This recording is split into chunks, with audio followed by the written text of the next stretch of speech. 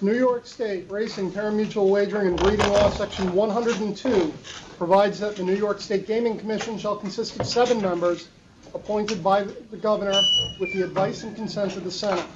7 members having been confirmed by the New York State Senate affords the Commission an ability to establish a quorum and undertake action. This present meeting of the Commission is now called to order. Ms. Secretary, will you please call the roll? John Crotty. Here. Robert Magna. Here. Peter Machete. Here. John Baklemba. Here. Gary Sample. Here. Gerald Skurnick. Here. Todd Snyder. Ms. Secretary, please have the record reflect that a quorum of qualified members are present, thus enabling the transaction of business. Please also have the record reflect that Commissioner Snyder noticed a long-standing conflict with today's meeting, thus his absence. As you may have noted since our last meeting, the Commission roster has expanded following the confirmation of Bob Megna to the seat formerly held by Mark Guerin, and the confirmation of Jerry Skurnick to the Speaker of the Assembly's statutory seat. Bob is best known as a former director of the New York State Division of the Budget, but he held a variety of high-level positions during his long career in public service, including Deputy Director of Fiscal Studies for the Assembly Ways and Means Committee, Executive Director of the New York State Thruway Authority and Canal Corporation, and Senior Vice President for Finance and Administration at Stony Brook University. Most recently, Bob has been president of both the Fuller Road Management Corporation and Fort Schuyler Management Corporation, each not-for-profit corporations which develops, owns, operates, and leases facilities relative to SUNY Polytechnic Institute. More significantly to the responsibilities of the Commission, Bob served as the chairman of the Franchise Oversight Board, was a governmental appointee to the New York Racing Association Reorganization Board, and in the context of his former position as budget director, had developed a keen interest in the operations of the New York Lottery and the development of commercial casino gambling. Jerry Skurnick has lived in New York City for his entire life. He is currently a partner in Prime New York, a political consultant firm that he established in 1988 that supplies data for campaigns on local, state, and national levels. He first became active in politics in 1966 when he worked as a volunteer for Ted Weiss's congressional campaign and has worked in numerous political campaigns since. He served 8 years as a mayoral advisor, mainly as liaison to elected officials and community groups for the New York City Mayor Ed Koch. More significantly to the responsibilities of the Commission, Jerry served as a member of the Task Force on the Future of Off-Track Betting in New York State. Given the absence of a designated chair, would the members like to select someone for the purpose of presiding over today's meeting? I nominate Peter Machete. Second. Any opposition? Anybody else want it? That's it. By acclamation. Item 3 on the agenda is the consideration of minutes for the meeting of April 24, 2017.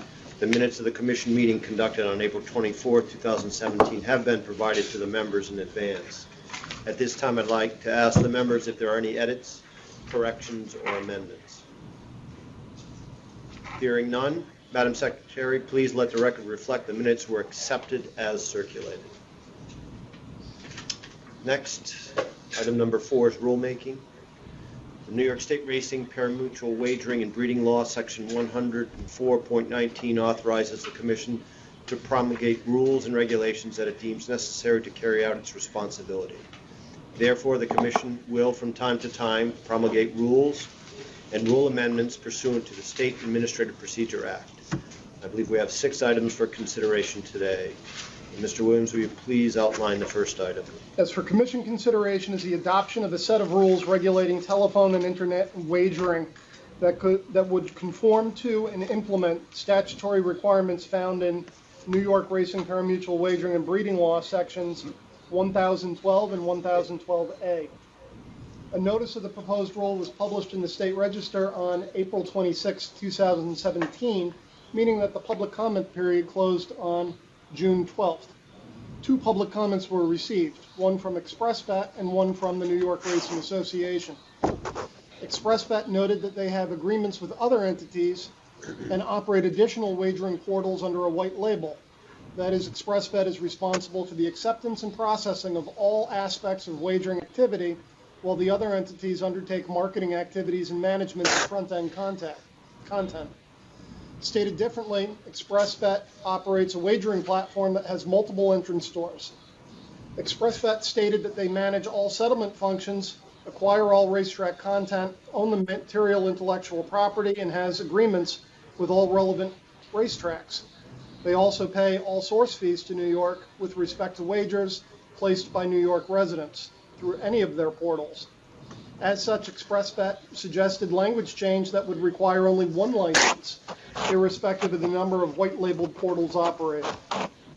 Staff believes that ventures with different ownership require particularized licensing review and should be treated as different applicant entities.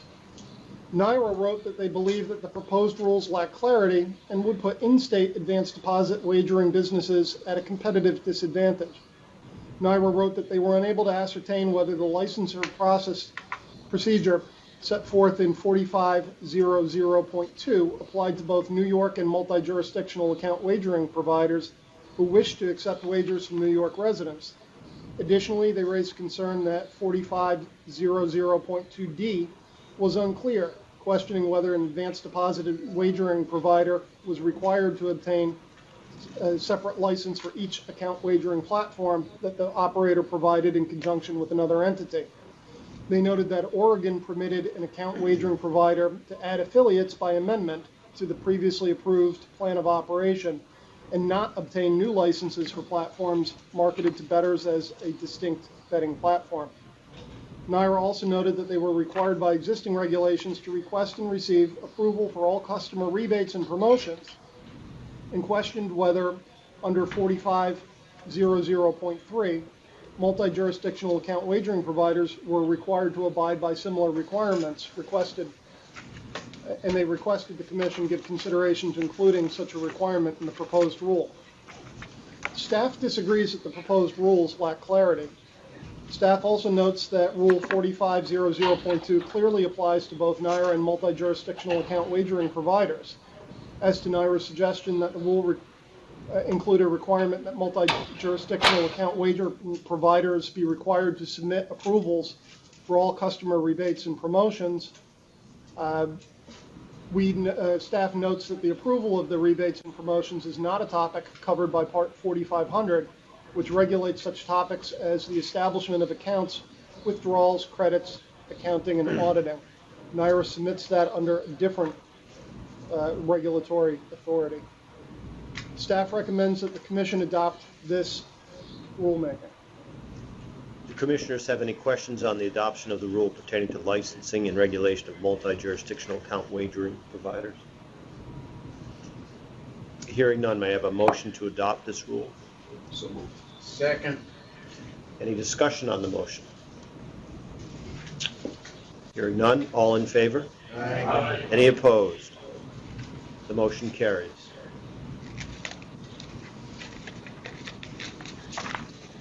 Me? Or is that you? No, right on. For Commission consideration is adoption of a rule to permit a more efficient and timely response by the agency when extraordinary events interfere with normal opportunities for harness horses to race.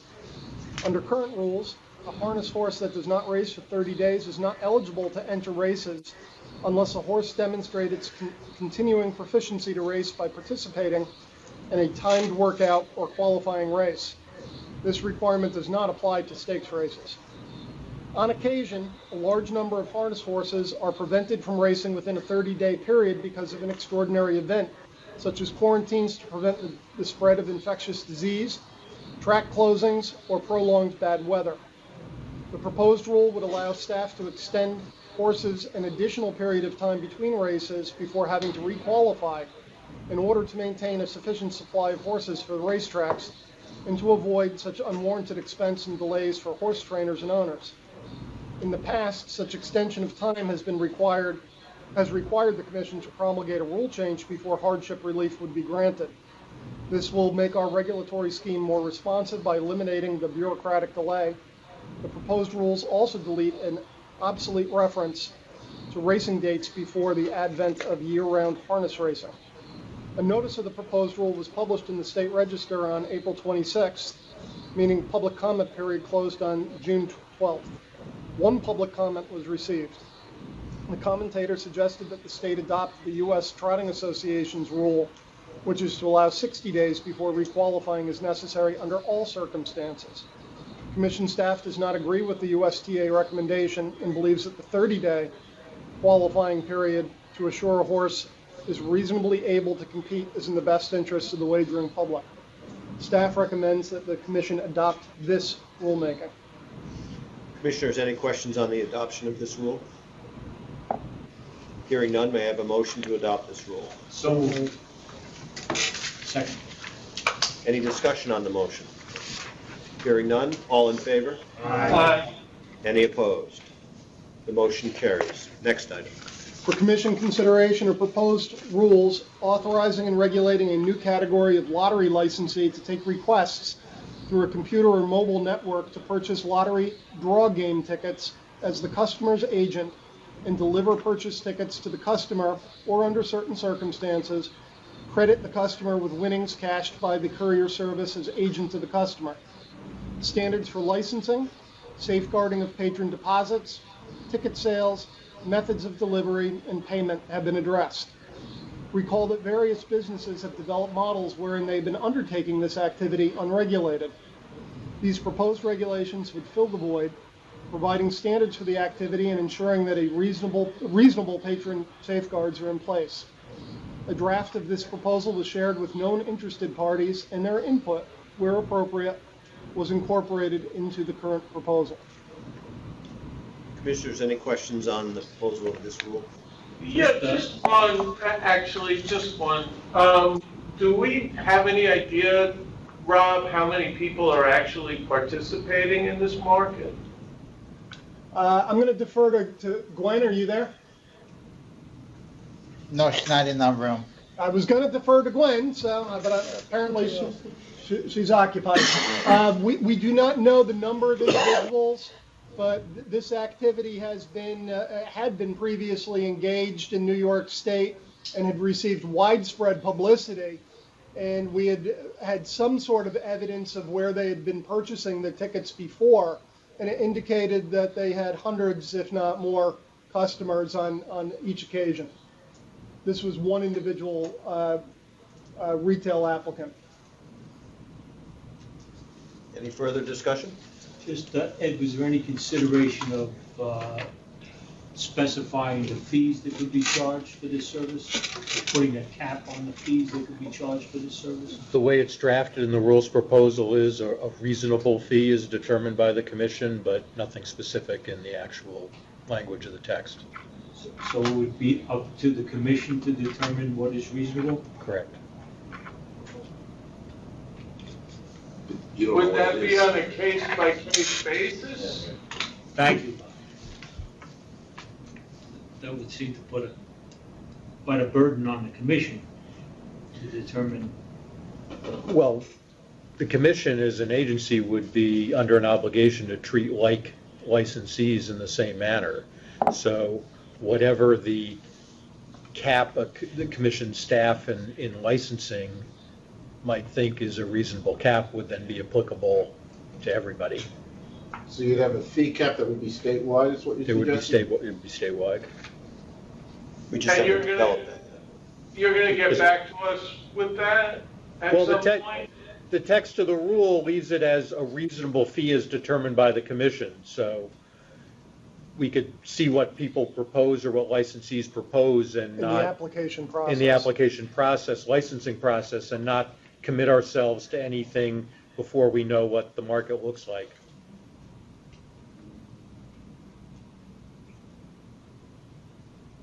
So we are not precluding ourselves from acting, to get to the very first question, I guess. We're not precluding ourselves from acting as a commission to set a standard fee if we decide that's the best thing to do. That's correct. And we have to approve each courier when they approve a license. not The the commission staff. does. Correct. Barry, you had something? No. Good. Any further discussion, any other questions? May I have a motion to propose this rule? So moved. Second. Any further discussion on the motion? Hearing none, all in favor? Aye. Any opposed? The motion carries. Next item, please. For commission consideration are proposed rules to formalize practice that race day furosemide or Lasix administration to horses is provided by independent third-party veterinarians who are not caring for the horses of a trainer or owner who participates at the race meeting. The proposal addresses concern about interested party veterinarians' race day access to horses. Formalization is recommended by the Racing, Medication, and Testing Consortium and is consistent with model rules of the Association of Racing Commissioners International. Such practice is already in place in New York on a track-by-track basis. While formalizing third-party administration, the proposal also provides an exception for race day Lasix administration by a veterinarian who otherwise provides only urgent veterinary care, such as a veterinarian directly employed by the racetrack operator.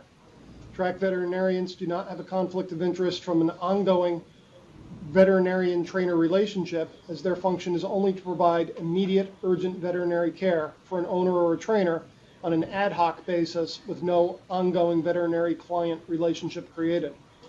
Staff recommends the Commission authorize the proposal of this rulemaking. Any questions? I mean, not specifically about this, but we had that form some period of time ago We did. to address the Lasix issue, and while I thought it was informative, the one thing we learned was that Hong Kong did more money than all of North America, had a far different standard for Lasix. So the concept that others were making, that the drug was essential to the sport here, was sort of hollow in my mind that day. I mean, it gets used a lot. This is a little bit of a different question, but Yeah, we're not taking it seriously. the As a Lasix. commission, no, it's a process. I understand what's been written and what's explained, but we're not taking the Lasix issue particularly seriously if we just lay silent on it. I thought some of the proposals that were floating around were useful to follow up on. I mean, Peter had his own opinions of these topics as well, but I thought there was some good intel out of it. And the one that certainly made a lot of sense was the grade 1 or even the graded stakes. I'm just looking at banning them. It's still the biggest purses in North America, or one of the places with the biggest purses. People are going to run here. Yeah, and that was obviously one of the discussion elements that we had there. There are a couple of states that had proposed and done some evaluations relative to that on an ad hoc basis, nothing formalized. Our Lasix rule right now is consistent on a nationwide basis with all other jurisdictions in North America. But I do remember taking a look and doing some research relative to Lasix prohibited races for you in the past, and I'd be happy to update that if you'd like. It'd be nice if we get some action out of this. See, to me, the issue with the vets is more which horses require Lasix, right? Because we have the standard that the vet is to determine if the horse is a bleeder. And then if that's determined, then they can sign the slip allowing the horse to get the drug. Or if they're getting Lasix in another jurisdiction and they come in, as I recall the rules, then they can run on Lasix. But I understand you'd want maybe an independent vet for the administration of the drug. I understand that. I think it's a good idea, but why not an independent vet for the determination of whether a horse actually needs a Lasix? Or a series of standards around getting it. Because right? I think it's quite clear. They said almost every horse runs on Lasix, right? And that's why, because they're all bleeders. It seems In hard. Hong Kong, they had just the same bloodline. When they bled, they gave them time off. So if the concept was care for the horse, it seemed to be a much more reasonable standard than, oh no, it needs more drugs to run when it's, having this issue. Well, we also heard the argument that we're breeding bleeders, You are breeding bleeders. and that was one of the considerations. And one of the ways to address it was in your graded stakes races, if they didn't run on Lasix, you would have a different blood stock over time, significant period of time, than you would today. I think it's a problem. I don't think we can just glance over it. Yeah, I mean, for the rule, fine. We should be for it, but we really shouldn't let that issue go as a board or as a group. I think it's still relevant, and it's still the fact that other people tried and weren't successful doesn't by itself mean they tried what we were contemplating, nor do they have the ability to move the market the way New York does. I think that we got a little overwhelmed when the casinos came in, and, you know, we lost direction there. There was other priorities for sure. Yes, yes. So, no, I agree. Maybe it's something we need to resurrect, and we're going to Saratoga, right, in August? Yes, we are. So that might be a place to start resurrecting. Yeah. How best to do that? Tell them to card some no Lasix races.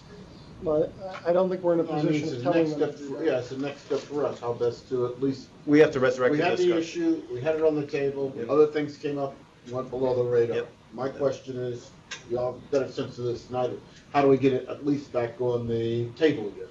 Where it gets some attention, because it did get significant attention when you were in Saratoga. Well, we had a Attention force. wasn't the goal, right? It was getting the No, result. I'm just talking about right?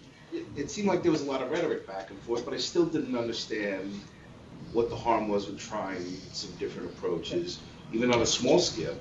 I'm going to ask in Schenectady, Rick and Ron, when we last considered this prior to the casinos, there was some question relative to application of existing Lasix rules, and if you had people or horses going in and off of Lasix. Is that still an issue? This is Rick Goodell. That's an issue that actually is addressed by the proposed rulemaking that the Commission voted to propose earlier this year with regard to some EIPH rule changes. And with the result being that the existing rule imposes various time periods when a horse cannot race after it has a repeated episode of epistaxis. The rule actually was written at the time when it was foreseen that horses would rarely be on Lasix and might commonly go on and off the Lasix list. And the proposal voted on earlier this year by the Commission would establish set periods of time that a horse would have to be out of racing whenever it experienced epistaxis, whether or not it was related to getting back on the Lasix list. That was based on the levels, right? Level 1, level 2, level 3, and level 4? Yes, and epistaxis actually is when there's visible without the aid of level 5. instrumentation. Which hits 2% or 1% of the horses. Yeah. So that's beyond the level 4. Yes, level 4 can only be determined by an endoscopic examination. Ron, is there anything that prevents a racetrack from carding Lasix non-using races? I don't believe so. I'd like to chime in just that Kentucky faced that issue, and they did have to make a rule change because it can create an issue for a horse to race off of the Lasix list. And does it have to requalify? Well, according to our rule, you can only requalify if you demonstrate a bleeding incident. That's what We'd have to change that to allow a horse to race off the Lasix list on a voluntary basis without jeopardizing its ability to race in future races with race day Lasix, without automatically doing that. Maybe in Saratoga when we meet, Rick, if you could be there physically, and maybe we could have Dr. Palmer there, and maybe we could have this discussion during the meeting, just to get it started, you know, with a little bit more detail, if you guys think that would be the way to go. I think that's a good suggestion. I'd like to hear what the doctor has to say on some of this stuff. Yeah, Yes. we agree. We agree. All right, so maybe if you could arrange that, you guys could arrange that, that would be greatly appreciated. All right, any other discussion? No. May I have a motion to propose this rule? So moved. Second. Any further discussion on the motion? Hearing none, all in favor? Aye. Any opposed? The motion carries. Next item. For Commission consideration of proposed rules updating the requirement for helmets and safety vests worn by persons on horseback on the grounds of thoroughbred racetracks. As you may recall, the New York Jockey Injury Compensation Fund commissioned a report from March Risk Consulting to assess operational risk exposures and hazards associated with current thoroughbred training and racing activities by exercise riders and jockeys at JICF-covered tracks. Among other things, the report recommended the Commission improve safety rules for protective equipment. At the request of Commission staff, the stewards and the New York Thoroughbred Horsemen's Association and the Jockeys Guild identified applicable product standards and recommended expanding the requirement of wearing safety helmets and vests to whenever a person is mounted on a horse on the grounds of a thoroughbred racetrack, not just when present on a racing or training racetrack. Additionally, the proposal increases the maximum weight of the safety vest from 2 pounds to 4 pounds to permit the newer vest models which provide enhanced safety. The proposal also expands on the requirement to wear a safety helmet to the gate crew that starts races. This proposal would update Commission rules that require protective helmets and safety vests for persons who may be injured while loading horses into the starting gate or mounted on any horse on the grounds of a racetrack. Staff recommends the Commission authorize the proposal of this rulemaking. Any questions on the proposal of this rule? Just one of interest, out of my ignorance. What do they do now? Do people not do this, or they do it, and we're just regulating it now? Or I'm just wondering what's the common practice? Yeah, I'll feel free, Ron and Rick, to chime in on that. But there is a requirement right now.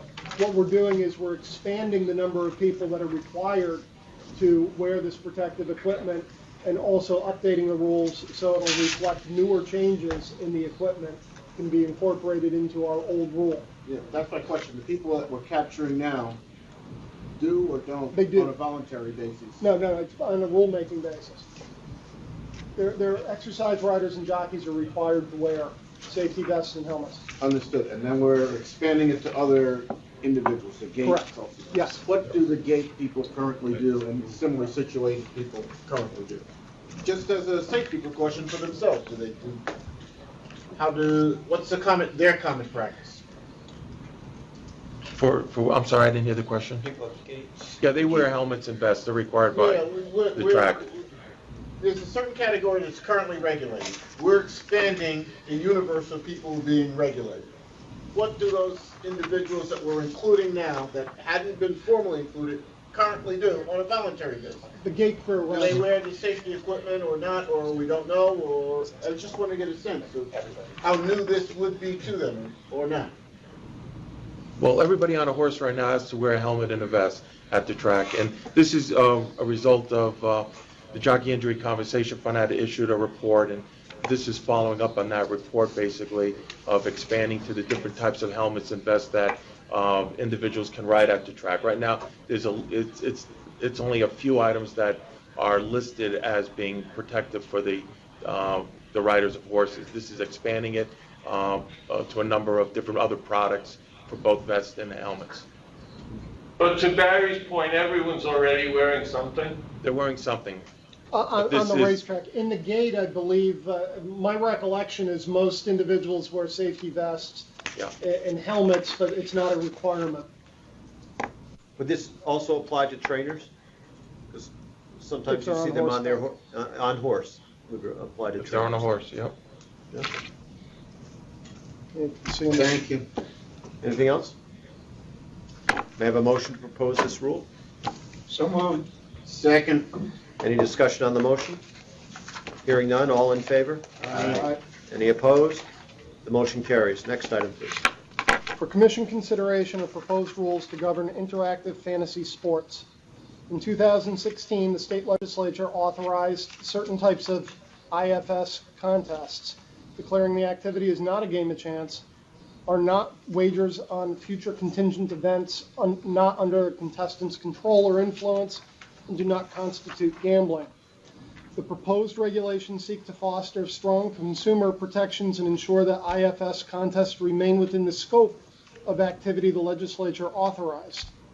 A draft of this proposal was shared with all New York temporary permittees and with industry trade associations. Commission staff also met with representatives of those entities and discussed their comments, which were then incorporated, where appropriate, into the current proposal. The proposal contains the following parts: definitions, registration of interactive fantasy sports operators, permissible contests, requirements for contests, restrictions on play, accounting controls, internal controls, advertising and marketing, misconduct, associations and duties to promote integrity, reporting and auditing, taxes and fees, financial stability, complaints, and penalties and sanctions. I think it's important to note that these regulations are unprecedented. Very few states have promulgated regulations regarding this activity, and certainly none as comprehensive or containing the patron protection components that are within our proposal. Staff recommends that the Commission authorize the proposal of this rulemaking. Commissioners, any questions on the proposal of a rule pertaining to interactive fantasy sports? Hearing none, may I have a motion to propose this rule? So moved. Second. Any discussion on the motion? Hearing none, all in favor? Aye. Aye. Any opposed? The motion carries. So the next agenda is adjudications. Today we have 4, I guess, and Mr. Williams will brief us on the first one to start. Sure. In the matter of Lasix Grocery. On October 11, 2016, the Bureau of Licensing issued a notice of lottery license suspension and ordered the immediate temporary suspension of the lottery sales agent license for Lasix Grocery Store on Linden Boulevard in Queens. The notice informed Lasix that the suspension was for failure to comply with the Commission's instructions in regard to the licensed activity because the licensee's experience, character, and fitness are of such that the participation as a lottery sales agent was inconsistent with the public interest. The notice stated that Lasix had an outstanding tax liability to New York State. The notice also stated that the suspension could become a revocation unless Lasix requested a hearing. An amended notice of license suspension dated November 8th added the grounds for suspension that the licensee had failed to remit funds due to the lottery. Pursuant to tax law section 1607A and Commission rules 500119A1 and 4, a lottery licensee may be suspended or revoked for failure to account for lottery tickets received or the proceeds of sale of lottery tickets. Pursuant to tax law section 1607C and Commission Rule 500119A4, the lottery licensee may be suspended or revoked for failure to pay any tax required by the New York State tax law. A lottery licensee may also be suspended or revoked upon violation of the licensing agreement or upon a finding of the Commission that the agent's experience, character, and general fitness are such that the agent's participation as a lottery sales agent is inconsistent with the public interest or convenience or for any other reason within the discretion of the Commission. After a request by Lasix, a hearing was conducted on March 2nd and March 30th of 2017. The hearing officer submitted a report to the Commission Secretary dated May 12th. The hearing officer recommended that the license be revoked on the grounds that the agent's failure to resolve an outstanding tax obligation, but not on the grounds of the amount owed to the lottery because the hearing officer concluded there was insufficient evidence to establish that the agent was properly notified of the amount owed. The Commission considered this matter at a meeting conducted pursuant to the judicial or quasi-judicial proceedings exemption of New York Public Officers Law, Section 108.1. The Commission duly deliberated and determined upon a vote of 6-0 to sustain the hearing officer's report and recommendation. So we have our next. Next matter is in the matter of Jose Legrano. On January 27, 2017, the Bureau of Licensing denied the application of Jose Legrano for a temporary gaming employee registration in connection with potential employment as a dealer at Rivers Casino in Schenectady, citing Commission Rule 5306.2C, which refers to the standards set forward in New York Racing, Parimutuel Wagering, and Breeding Law, Section 1318. Among the 1318 disqualifying criteria is, at sub C, the conviction of an applicant of any offense in any jurisdiction which is or would be a felony or other crime involving public integrity, embezzlement, theft, fraud, or perjury. Mr. Legrano requested a hearing, which was conducted on May 4th. The hearing officer submitted a report to the Commission Secretary dated May 10th. The hearing officer recommended that the denial of Mr. Legrano's application be upheld. The Commission considered this matter at a meeting conducted pursuant to the judicial or quasi-judicial proceedings exemption of New York Public Officers Law, Section 108.1. Just for clarification, the application was for Cook, Yeah, and not a Oh, I'm dealer. sorry. not a dealer. That's what my comment was going to be. Yes. All right, with that understanding, the commission duly deliberated and determined upon a vote of 4-2 to sustain the hearing officer's report and recommendations. The two opposing that and were Mr. Commissioner Skurnick and me. And basically, Machete. yes, and basically we voted to approve the application. We also note that this decision is effective as to the applicant's temporary gaming employee registration. Next matter. In the matter of Angela Lopez, on January 27, 2017, the Bureau of Licensing denied the application of Angela Lopez for a temporary gaming employee registration in connection with potential employment as a dealer at Rivers Casino in Schenectady, citing Commission Rule 5305.2C, which refers to the standards set forth in Racing, Parimutuel Wagering, and Breeding Law, Section 1318. Among the 1318 disqualifying criteria are the failure of the applicant to prove by clear and convincing evidence that the applicant is qualified in accordance with the provisions of this article, and the conviction of the applicant of any offense in any jurisdiction, which it is or would be a felony or other crime involving public integrity, embezzlement, theft, fraud, or perjury. Ms. Lopez requested a hearing, which was held on April 19th. The hearing officer submitted a report dated May 8th. The hearing officer recommended that the denial of Ms. Lopez's application be upheld. The Commission considered this matter at a meeting conducted pursuant to the judicial or quasi-judicial proceedings exemption of New York Public Officers Law, Section 108.1. The commission duly deliberated and determined upon a vote of 6-0 to sustain the hearing officer's report and recommendations. Again, we also note that this decision is effective as to the applicant's temporary gaming employee registration. The final adjudication for review today is in the matter of Daniel Shockley. On January 27, 2017, the Bureau of Licensing denied the application of Daniel Shockley for a temporary gaming employee registration in connection with potential employment as a dealer at Rivers Casino in Schenectady, citing Commission Rule 5305.2C, which refers to the standards set forth in the New York Racing, Parimutuel Wagering, and Breeding Law, Section 1318.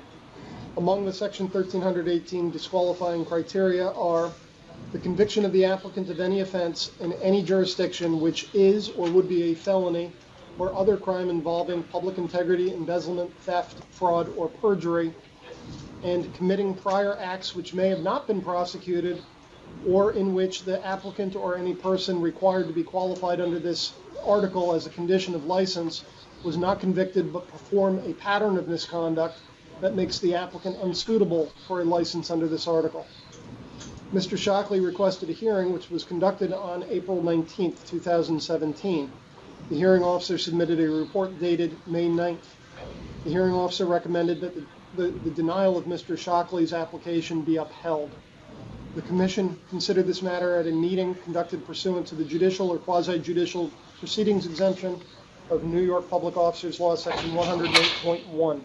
The commission deliberated and determined upon a vote of 6-0 to sustain the hearing officer's report and recommendations. This decision is effective as to the applicant's temporary gaming employee registration. Next is old business, and there is none on the agenda. Does anyone have any old business to consider? John? No.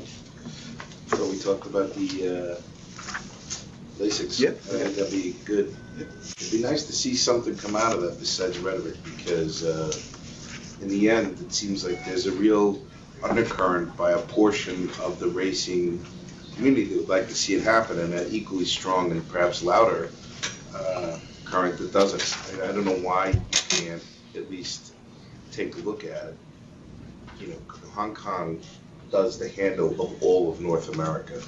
They do it successfully. You can only, you know, detract from that so much. I think maybe they're onto something bigger and better over there. I mean, How long is their racing season? it's way shorter, and they do way more. It's like, I forget what Nader said, it's like 100 days, 90 days, and they do more than all the tracks in North America combined. In terms of handling? Yeah, handle. And then, you know, he went through in some detail what their protocols were on Lasix, so it's not really a detriment of the product at all, frankly. Well, this is the last time we might meet before we go to Saratoga. Do we want to try to reach some closure now of what we want to do there, or? I think what we had proposed, having maybe if Rick Goodell could be there and also Dr. Palmer, and we could engage in a conversation in an open format about it, at least to get us started. The forum, similar to the structure of the forum we did. Yeah, but except we could do it here at the meeting with everybody can be involved. We heard from a lot of experts. We did? There's certainly enough. I don't know why NYRA couldn't be compelled to at least take a look at doing something, even on a trial basis, where they just had an open. You've mentioned that a few times, but I don't know what you think. Carter Lasix-free race day, Carter Lasix-free races. I see, okay. Do it for 2-year-olds maybe. I mean, those guys are experts. They have better thoughts on it, but, you know, you would, if the breeding and the end result of the bloodline is important, maybe you start with the 2-year-olds. Would you like me to extend an offer to Martin Panza, who's the director of racing at It'd be at useful Barrow, to talk to the guy, to see come in what as he well? thinks. Sure. I mean, I don't know why he would, is he the lone determinant of what they card? He's I just don't know over their the process. race. I know He's the over the guy who racing controls secretary. it, He's but over the racing secretary. So yes. I'd be interested to hear his perspective for sure. Be a good addition. I'll extend him an invitation. Yeah. Any new business? I have one thing, Peter. At the last meeting of the Thoroughbred Breeders Fund, the future of Finger Lakes came up again. As a result of some efforts that Rob put in, we were able to put together a temporary funding package to get them through the next year. But we're going to be faced with that exact same problem again. And, the New York breeders are very concerned that Finger Lakes continue to operate because that's where they get all of their opportunities to run. And they're looking for some type of long-term solution, perhaps involving NYRA participating, since it's the only track that NYRA doesn't operate. But if it's just let go, they're not going to have a solution, and the fund isn't going to be able to bail them out again.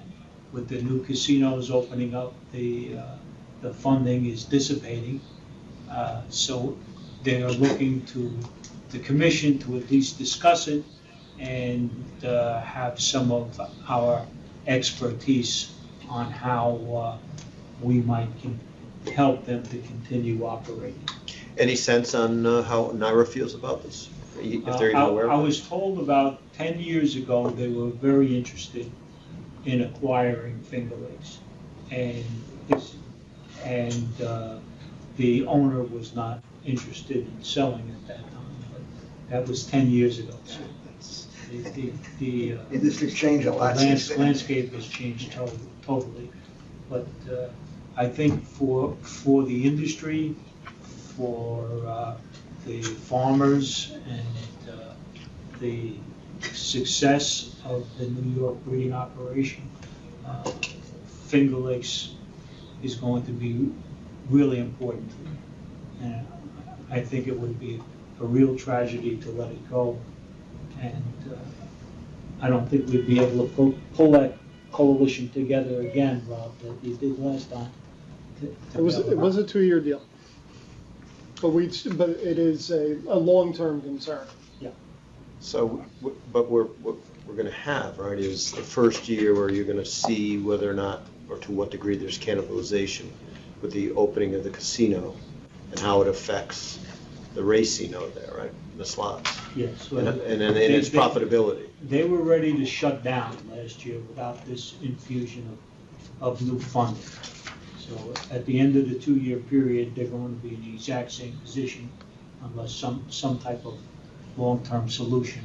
And since we're going to have Martin Panza there anyway, maybe we can also discuss and see if there's any interest or get some input from our staff as to any suggestions they might have.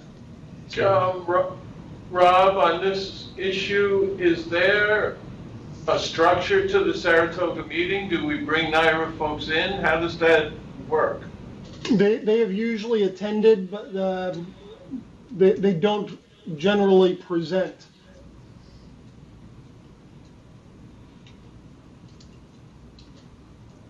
Up until about 6 months ago, they had somebody at just about every one of our meetings, right? In their defense, we are streaming, so they could be attending, they're just not present. Well, what do we think about that? I think that's a good idea. Can we get that done too? But that's great, I'm all for it, but it's really not their problem, right? No, right. absolutely, and I didn't mean to suggest that at all. Yeah, right. But if they are interested Sure. in having like a minor league team down in Finger Lakes, New York, would be great to. They might be in a Get collateral involved. way, John, because it keeps horses running, and, you know, you have to. I'm not feel saying they don't comfortable. have a vested interest, Yeah, okay. it's not as a business decision. Yeah, no, I agree. I don't think it's really on them, they can Nope. say what they Correct. want. Yeah, correct. You could still have a different rationale for, Yeah, absolutely, and I didn't mean to suggest it was their problem. yeah, and I'm not sticking up for them, just, they may I not just be think part of the it's solution. in the best interest of racing Yeah. generally, especially New York State racing, that Finger Lakes continue to operate. Should we When is the invite meeting someone from scheduled? Finger Lakes to the Saratoga? I'm sorry, Bob? When are we scheduled to be at Saratoga? As a general sense, we're usually the fourth Monday of every month, which would be the first week of Saratoga and also right after or right around Travers Week. As far as inviting someone from Finger Lakes, I'll certainly extend an invitation. So to his question, it's July what we're gonna be? 20-something, 20, Saratoga is. July 20-something.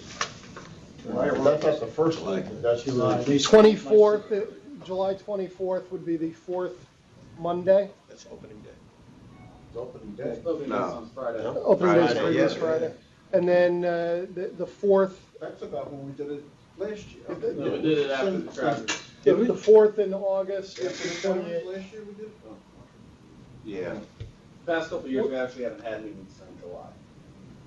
right, you skipped for, it was a consolidation, you did one late in June. Yeah. We've done that in years past. We're certainly, So we're talking about going the earlier part rather than the later part of the Either year. or. Yeah, that's what I was, I just, Or the both. question. Or both. Okay. Or both. Okay. well, we can do either or both will be, the staff's Why don't willing we to try to work do on the one in commission. late July or towards the beginning, and then Yeah. we can meet, see where we are, and then if we want to plug one in towards the end of the meet in Saratoga, 2 times. That's I your know, line. thank you. Okay, you're running it. Chairman, I like it. Yeah, yeah. But that seems I like a good support idea. that. We do have consensus. And for the new guy, no less. Yeah. All right, so, I think, yeah. That's new business. So we're kind of, that's up to Kristen to get together then, right? That, I think, concludes today's published agenda. Anything else? Afraid to ask? Just to thank Mr. Chairman. My pleasure. Well done. It's a privilege, Excellent job. it's a privilege leading you folks. All right, so we're adjourned.